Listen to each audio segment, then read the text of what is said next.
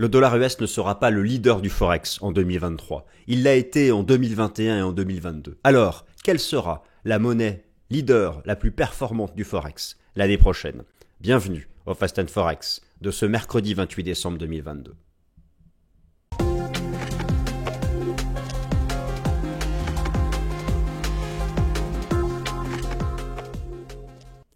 Alors, chers amis, bienvenue, je suis content de vous retrouver, c'est la dernière de l'année.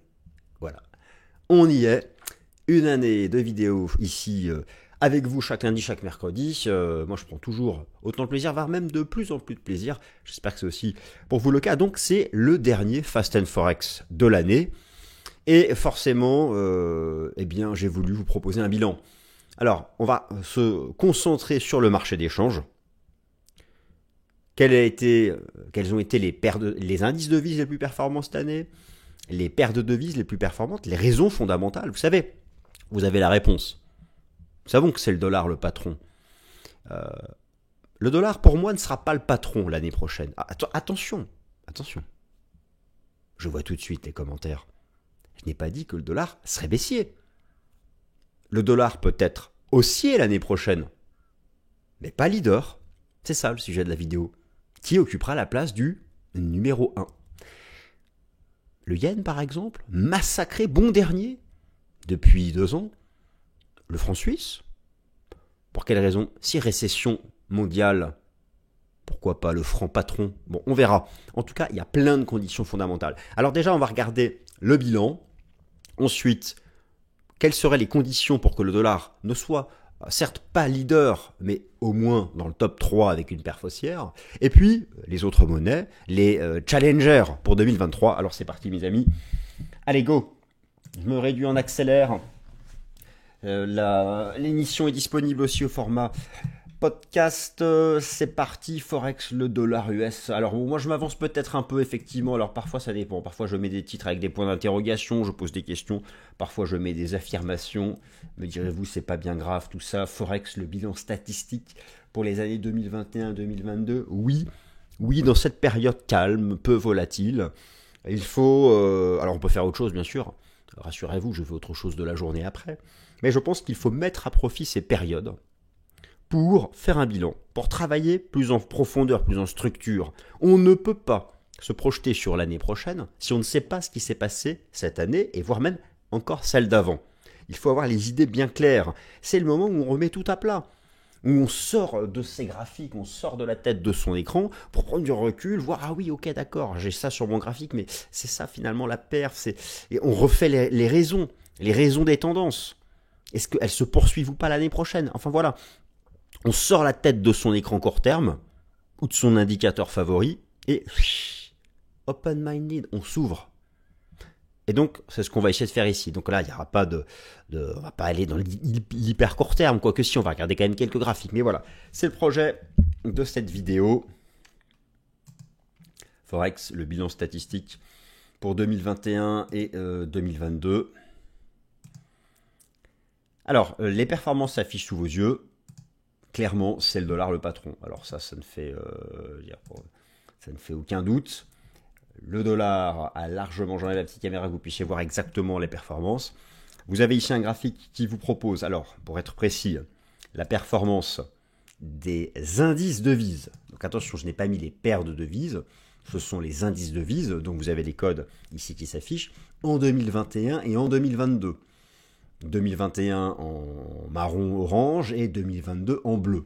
La seule monnaie, vous le constatez comme moi, la seule monnaie, le seul indice devise, parmi les devises majeures, hein, les devises majeures du Forex, le marché d'échange flottant, c'est le dollar US. Et il a globalement une perf équivalente sur 2021 et 2022. Alors,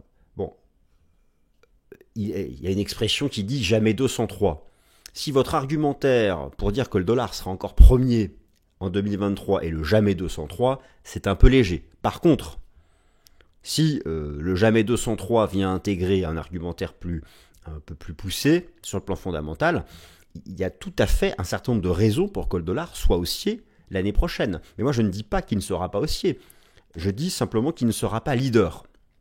Ensuite, il y a différents cas de figure. Il ne sera pas leader parce que ce sont des raisons là, qui arrivent, des raisons de flux, le fait qu'une grande partie des raisons fondamentales soient maintenant épuisées, et donc même pour qu'il reste haussier, il va falloir quand même qu'il trouve des bonnes raisons, sur lesquelles je vais arriver. Mais en tout cas, donc retenez ça, le dollar est le patron cette année, d'autres monnaies sont allées au gouffre, la livre sterling, c'est l'effondrement pour elle, et elle est vraiment en difficulté. Alors le yen, effectivement le yen c'est l'opposé du dollar, mais voilà, il y a un début de quelque chose sur le yen, j'y viens en fin de vidéo, notamment au niveau du changement de ton de la Banque centrale, au niveau des taux du marché, il y a un début d'inflexion haussière, on sait que l'inflation a dépassé l'objectif de la Banque centrale du Japon. Moi je vous le dis, il y a un truc à faire sur le yen cette année. Même l'analyse technique du Yen Index nous montre des renversements haussiers. Bon. Ça, c'est chaque mercredi que je le verrai avec vous. Donc voilà, première partie, le bilan. Donc cette année, le dollar est leader. Alors il y a plusieurs façons de faire un bilan et de représenter le bilan. Là, on a regardé les performances arrêtées à la fin d'année. Maintenant, pour vraiment voir ce qui se passe, on va regarder l'évolution de la performance tout au long de l'année des indices de devises et des paires de devises pour voir qu'en fait, il y a eu une rupture en 2022 qui a commencé au début du quatrième trimestre 2022. Depuis un trimestre, depuis octobre dernier, la dynamique haussière du dollar a été rompue. C'est ce qu'on voit en regardant les indices de devises. Alors même si le dollar est encore leader, c'est trompeur de regarder la performance brute où on voit que le dollar est leader 2 années d'affilée. Lorsqu'on regarde l'évolution de cette performance sous la forme d'une courbe, on voit que quelque chose a changé depuis octobre dernier. Et que ça nous annonce une année 2023 différente. Donc vous avez à gauche les indices de devises et à droite les paires de devises. Je vais zoomer sur les indices de devises. Alors bien sûr tout ça je le prépare sur TradingView. Tout ça c'est préparé sur TradingView. Vous avez là donc la performance des indices de devises tout depuis le début de l'année et là donc elle est arrêtée en temps réel. Regardez la courbe du DXY. Le dollar gagne et leader. Il gagne 8%.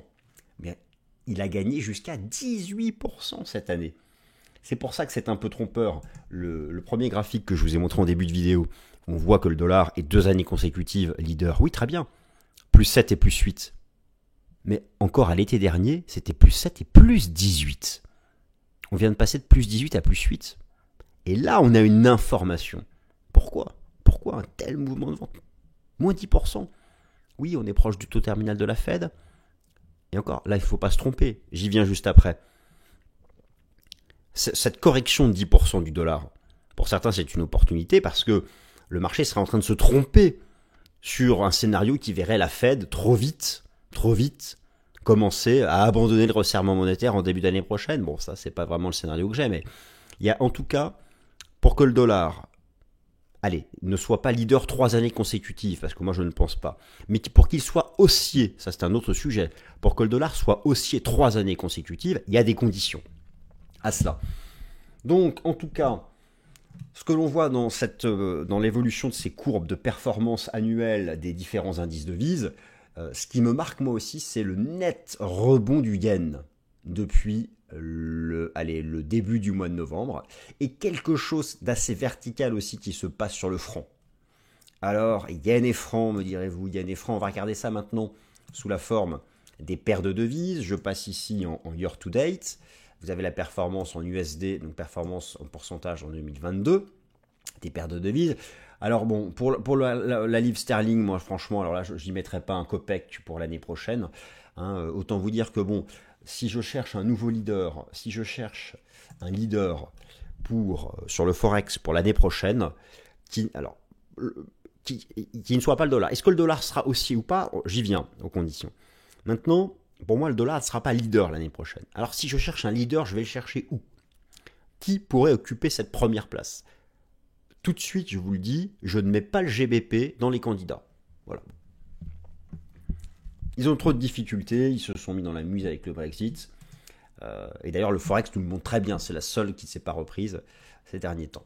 Donc voilà, il y a plusieurs façons de faire le bilan avec les indices de devises et la représentation graphique en paire de devises. Donc ce dollar a été leader 2 années consécutives. Moi je pense qu'il ne sera pas leader une 3e année consécutive. En revanche, il peut rester haussier 3 années consécutives. Alors voyons tout de suite ensemble les conditions pour que le dollar américain reste haussier 3 années consécutives. Pour qu'il reste haussier 3 années consécutives, il y a plusieurs options.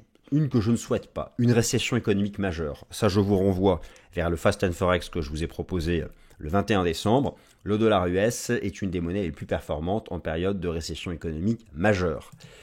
Non, plus concrètement, plus proche de nous, pour que le dollar américain, en tout cas pour qu'il soit haussier au moins la première partie de l'année 2023, il faut que le marché se trompe sur ses anticipations de taux terminal pour la Réserve fédérale des États-Unis. Vous avez sous les yeux l'outil, le CME Fed Watch Tool. Le marché, je le trouve hyper optimiste. Actuellement, le taux d'intérêt de la Banque centrale américaine est à 4,5. Pour les prochaines réunions de la Fed, alors toutes ces probabilités implicites sont basées sur le prix des contrats futurs négociés à la bourse de Chicago, sur le taux d'intérêt des Fed Funds. Le marché envisage un taux terminal à 5% avant, en dernière partie de l'année 2023, un début de baisse des taux. Autant vous dire que si jamais le marché, pour que le dollar US reste fermement haussier en 2023, il faut que le marché se trompe. Il faudrait un taux terminal sensiblement supérieur à 5,25, entre 5,50 et 6. Il faudrait surtout une durée avant le pivot d'au moins une année. Parce que là, le marché anticipe 4 ou 5 mois et ensuite le pivot. C'est quoi en fait? Lorsque le taux arrive au taux terminal, il va rester à plat un certain temps. Le pivot, c'est quand il cesse d'être à plat pour redescendre. Là, le marché envisage une durée avant pivot de 4 ou 5 mois. Mais si jamais la durée avant pivot est de 6, 7, 8, 9, 1 an, bien sûr que le dollar repart pleine balle à la hausse. Et que là, son retracement actuel est une opportunité d'achat. Mais ça, ce sont des choses qui vont être affinées à mesure que les agrégats de conjoncture économique vont être publiés à la rentrée. Donc, voilà. J'ai personne à boule de cristal. Vous pouvez bien regarder ici sur le bureau. Même dans mes tiroirs, je vous jure, j'en ai pas. Et puis si j'en avais une, elle ne marcherait pas de toute façon, ça serait qu'une boule en verre. Bon, bref. Tout ça pour dire que le dollar US, selon moi, bien sûr, ne sera pas leader en 2023. Il peut en revanche rester haussier si le marché se trompe sur les anticipations de l'auto terminal et de pivot de la Fed. Et à savoir qu'il soit actuellement beaucoup trop optimiste sur ces sujets. Alors, quelque chose qui inévitablement ferait que le dollar serait haussier, c'est une récession économique. Alors là, je vous renvoie vers la vidéo que j'ai faite la semaine dernière, qui vous explique plus en détail pourquoi le dollar américain a une performance haussière en période de récession économique. Ici, je vous en rappelle simplement c'est qu'en période de récession économique, qu'est-ce qui se passe ? Eh bien, les pays qui détiennent une forte position extérieure procèdent à ce qu'on appelle un rapatriement des capitaux. C'est normal, on se replie sur soi. La devise de l'investissement international, c'est le dollar américain. Je vous ai remis ici donc les chiffres de ce qu'on appelle la BRI, qui est la Banque centrale des banques centrales, mais c'est l'acronyme de Banque des règlements internationaux. Le dollar, c'est la monnaie de 88% des opérations du Forex. Donc, mécaniquement, en rapatriement, ça renvoie des flux vers le dollar. Donc, oui, le dollar... En cas de récession économique majeure, il serait même capable d'être leader une 3e année consécutive. Why not? Why not? Ça, en tout cas, c'est une condition, ce serait une condition importante. En tout cas, les spreads de taux du marché ne s'élargissent plus en faveur du dollar américain. Et ça, j'ai envie de vous rappeler à quel point le Forex est avant tout basé sur la divergence des politiques monétaires et les différentiels de taux d'intérêt, et en particulier les différentiels de taux d'intérêt du marché. Et si le dollar est leader cette année, vous avez pu voir que mi-août dernier, il gagnait 18% depuis le début de l'année, et là il termine l'année en hausse de plus 8. Alors c'est pas rien, il est quand même premier, mais il est quand même passé de plus 18 à plus 8, c'est pas rien non plus. C'est parce que les spreads de taux ne s'élargissent plus en faveur du dollar américain. C'est même le contraire, les spreads de taux se réduisent en défaveur du dollar US. C'est ce que je vais vous montrer ici en temps réel sur la plateforme. J'ai tout préparé. Vous avez ici les spreads de taux courts. Alors j'ai pris le rendement obligataire à 2 ans de différents États. Le spread entre les États-Unis et le Japon, entre les États-Unis et l'Allemagne, entre les États-Unis et l'Australie, entre les États-Unis et le Canada. Regardez depuis début novembre, toutes les courbes repartent à la baisse. C'est-à-dire que alors les spreads sont positifs, donc les taux courts aux US sont supérieurs aux taux des États que je viens de citer, mais la courbe baissant, l'écart se réduit en défaveur du dollar. Vous comprenez? Donc c'est la source du repli du dollar de plus 18 à plus 8 depuis l'été dernier. Vous voulez un exemple concret? Regardez bien s'il vous plaît ce graphique sur l'euro-dollar. Vous avez en bougie japonaise le spread de taux entre les États-Unis et la zone euro, et en bleu l'euro-dollar. Regardez bien. Le point de départ du double top de l'euro-dollar, c'était le renversement haussier du spread de taux. Et le point de départ du rebond de l'euro-dollar de 1000 pips de 95 centimes à 1,07, le point de départ du rebond du cours de l'euro-dollar, qu'est-ce que c'était? Le renversement baissier du spread de taux. Vous le voyez comme moi, le renversement baissier du spread de taux entre les États-Unis et la zone euro. Donc tout repose sur ça. Les spreads, les spreads, les spreads. Et encore les spreads. Alors attendez, oui, je ne vous avais pas montré, je vous remontre, voilà, pardon, je ne vous avais pas montré le graphique, voilà, donc le graphique est là, vous avez là, ici ce sont les, voilà, vous avez là en bleu l'euro-dollar, le double top, et donc là le spread de taux entre les États-Unis et la zone euro, le renversement haussier du spread de taux, le double top de l'euro-dollar, et le rebond de l'euro-dollar, le renversement baissier ici du spread de taux. Donc ça, c'est assez visible. Alors le DXY, vous savez, une des raisons aussi qui me fait dire qu'il ne sera pas leader une troisième année. Regardez les datas de la toute dernière étude de la Bank of America Global Fund Manager Survey, c'est the most traded trade. Et ça depuis plusieurs mois. Lorsque au sein de la haute finance, un trade reste most traded, là où il y a le plus d'afflux, et là il est surreprésenté, c'est qu'on est au bout du bout. Le réservoir est rempli, il ne peut que se vider. Qu'on est proche de la fin. Comprenez? C'est pour ça que je dis que le dollar peut rester aussi l'année prochaine, mais certainement pas leader. Bon, enfin, sauf, il y a toujours des conditions, mais oui, peut-être en récession majeure de type 2001 ou 2008, d'accord, ok. Et encore. Peut-être que le franc sera devant lui. Je vous ai montré dans la vidéo de la semaine dernière que le franc est plus performant. En vraie récession globale, le franc délivre plus de perf que le dollar US. On verra bien, écoutez. Alors, l'euro-dollar, Golden Cross, alors restons prudents, restons extrêmement prudents. Mais effectivement, alors pour le dollar US, l'année prochaine, ça se joue là. Vous avez bien compris que le dollar, alors se replie depuis une grande résistance mensuelle, je vous renvoie vers une précédente vidéo et puis j'actualiserai ça à la rentrée. Ce qui compte, c'est la zone vers laquelle on revient. On revient sur cette énorme zone support, cette énorme zone chartiste, frontière. Le dollar fera son choix en début d'année prochaine, en fonction des fondamentaux. C'est vraiment le niveau de chartiste, ça c'est un des facteurs d'arbitrage majeurs du début d'année prochaine. Soit il se remobilise, ça repart, on brise cette zone, c'est derrière 10% de baisse de plus de dollars. Et là, si on brise cette zone, non seulement il ne sera pas leader, mais il sera même baissier l'année prochaine. Donc sa seule chance pour qu'il reste haussier en 2023, c'est qu'il rebondisse sur cette zone support. Alors, lorsqu'on regarde l'euro-dollar, on se dit que c'est pas gagné, parce que l'euro-dollar serait tout proche de nous proposer un Golden Cross. Vous aviez ici l'euro-dollar donc en données journalières. En 2007, regardez, le Golden Cross, ça s'enflamme. Le Death Cross, ça coule. Le Golden Cross, ça s'enflamme. Le Death Cross, ça coule. Je vous rappelle, c'est le rapport entre les moyennes mobiles simples à 50 et 200 jours. Et là, nous serions tout proches d'en avoir un. Excusez-moi. De Golden Cross. Tout ça est bien sûr à suivre en début d'année prochaine. Et enfin, je termine par le yen, qui, je pense, pourrait être la belle surprise de l'année prochaine. Une année faste pour le yen en 2023. Alors, c'est la bonne d'RDDR, la dernière des banques centrales, a commencé un tant soit peu à envisager de loin à la jumelle de mettre un terme à sa politique monétaire accommodante. Le niveau de l'inflation a dépassé la cible des 2% en 2022. Les taux d'intérêt du marché au Japon commencent un renversement haussier. Le yen est performant en récession. Regardez ce qu'il se passe sur les taux d'intérêt du marché au Japon. Un tout début de renversement haussier pour le taux à 2 ans et le taux à 10 ans. Un tout début de renversement haussier.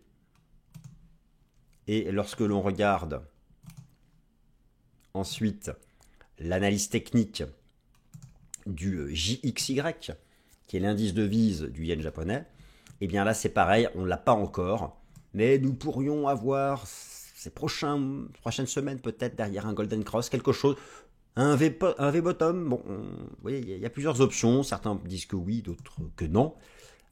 Comprenez-moi bien, j'essaye ici de vous montrer que ce marché d'échange, mes amis, sera passionnant en 2023 et que, à mon humble avis, le dollar ne sera pas leader. Merci à toutes et à tous, j'espère que cette vidéo vous a plu, n'hésitez pas à vous abonner si c'est le cas.